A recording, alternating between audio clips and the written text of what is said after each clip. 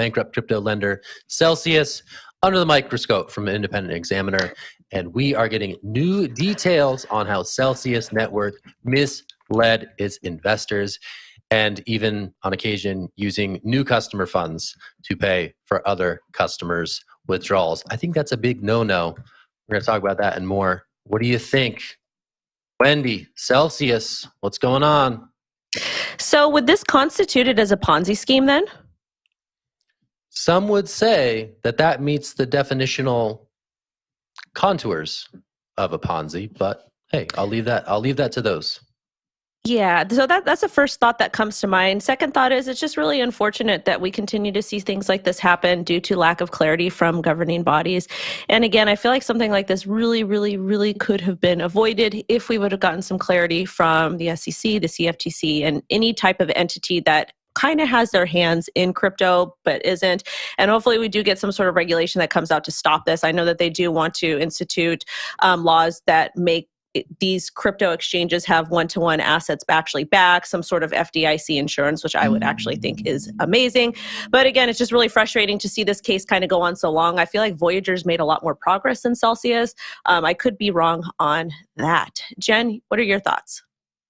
Every day I read a story on this show and I feel like I'm having deja vu. I read this story and the similarities between what we're finding out from FTX, now what we're finding out from the independent investigation with Celsius are just so similar, the misappropriation of customer funds. And I think the one thing we can learn from both of these stories is that if people who you are working with know you are doing bad things, they will not talk as long as it benefits them. And then when it all comes falling down, you're going to have a lot of people who knows you are doing bad things, who are going to speak to the media and to regulators. And some of those people were speaking in this story saying that as far back as 2020, Celsius was doing some dodgy stuff to prop up their token and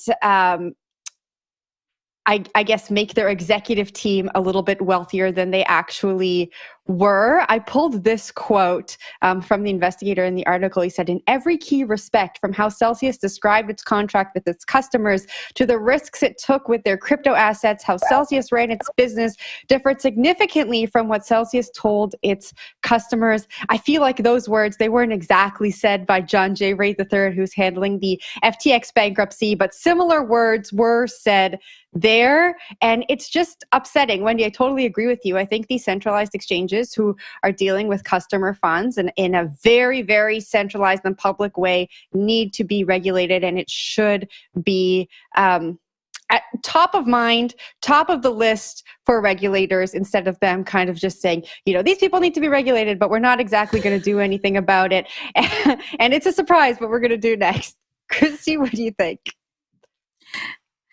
I also have that feeling of deja vu, Jen, and my mantra that just cannot, is on a continuous earworm loop is the whole not your keys, not your coins, not your keys, not your coins. Why do people put their money in platforms that are so poorly regulated in the first place, but also it's just not the crypto way. It's meant to be a self-sovereign way of holding and controlling your own future and your own fortune.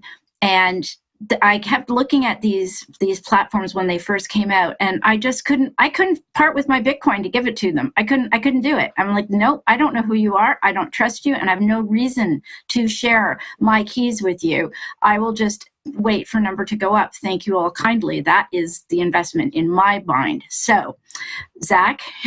You are a principled Bitcoiner, my friend. Many people, they see that sweet, sweet yield and they cannot resist. The Bitcoin's not doing anything for them, so maybe they give it to a centralized lender and get 7, 8, 10% yield back on that. And that's been a product that was attractive to many, many people, and many, many people have subsequently been burned. I just wanted to shout out Nate DiCamillo, former CoinDesk reporter, who did a ton of investigating on Celsius back in 2020, some of the time frame that's mentioned here in this independent examiner report, dating back to summer of 2020.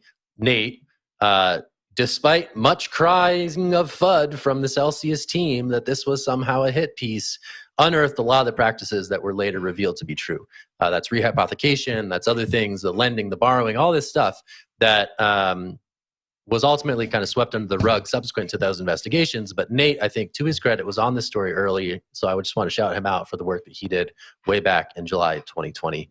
Really crazy to see all these details come to light in the wake of some of these implosions. But yeah, any last thoughts on this one, Jen? Yeah, I was just going to respond to what Christy was saying. Christy, I think the reason people put their money into these platforms is because of the marketing. Crypto is scary and it is hard. If you don't know what you're doing, then you see Tom Brady, you see all kinds of like flashy advertisements at the Super Bowl, and you think, well, you know, I trust these people and these people trust these other people. And so I'm going to put my money there because they've put their money there and they are rich. And so I think that this is a great time to tell people to do their own research, just like you do all the time, Christy, and not believe everything you say. And celebrities don't have your back. Those are my final words. But Wendy, I think you had your hand up. Really quick, I want to say, are banks any better? I feel like if in fact there was an actual bank run, people would not get their money.